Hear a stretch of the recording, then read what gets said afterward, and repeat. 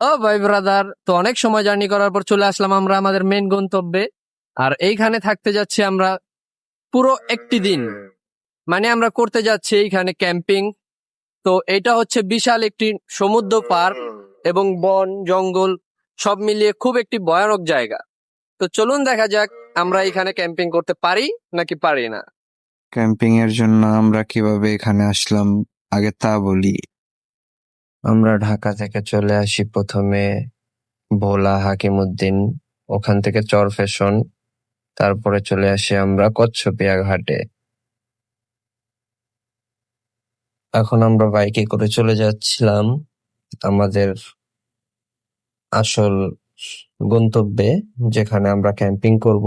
আর এই যে আপনারা দেখতে পাচ্ছেন, এটা হচ্ছে একটি ওয়াচ টাওয়ার।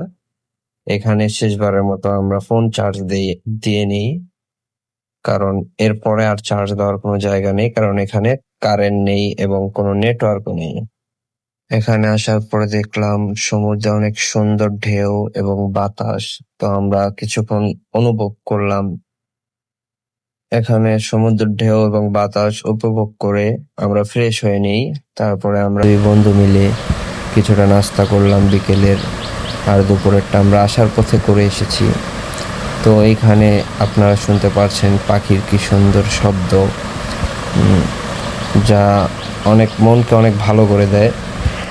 এখানে পুরো নিরিবিলি, জনশূন্য, কোনো মানুষ নেই। এবং আমাদের এই তাঁবু টানানোর সময় এখানে একজন স্থানীয় ভাই আসে আমাদের সাথে। সে আমাদের সাথে কিছুটা গল্প সল্প করে এবং আমাদেরকে সাহায্য করে, এবং এ জায়গার বিষয়ে অনেক ইনফরমেশন দিল আমাদের। এখানে নাকি শিয়াল আছে, হরিণ আছে, বানর আছে। তো এগুলো কখনোই মানুষকে নাকি ক্ষতি করে না। যাক, তাহলে আমাদের অনেক কিছু জানা হলো এই ভাইয়ের থেকে।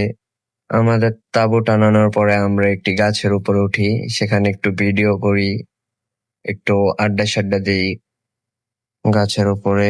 কিছুক্ষণ সময় কাটানোর পর আমরা চলে আসি আমাদের রাতের খাবারের ব্যবস্থা করতে। তো আমরা রাতের খাবার হিসাবে খিচুড়ির আয়োজন করেছিলাম। আমরা খাওয়া দাওয়া শেষ করে যখন তাঁবুতে আসি, আমরা শুনতে পারি আশেপাশে শিয়াল অনেক ডাকাডাকি করছে।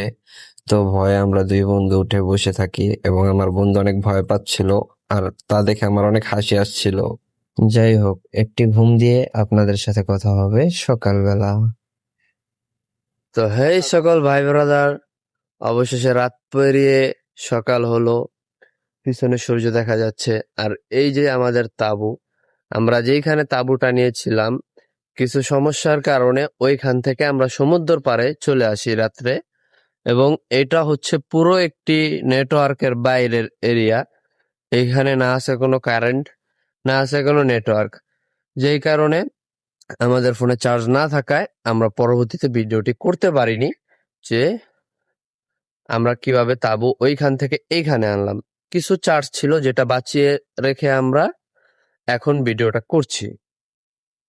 তো আমাদের এই জার্নি ছিল খুবই ভয়ানক, কারণ রাতে আমরা খুবই ভয় ছিলাম এইখানের শিয়াল, পশু পাখি এইসব নিয়ে। যাওয়ার আগে আরেকবার দেখাই আপনাদের এইখানের সৌন্দর্য।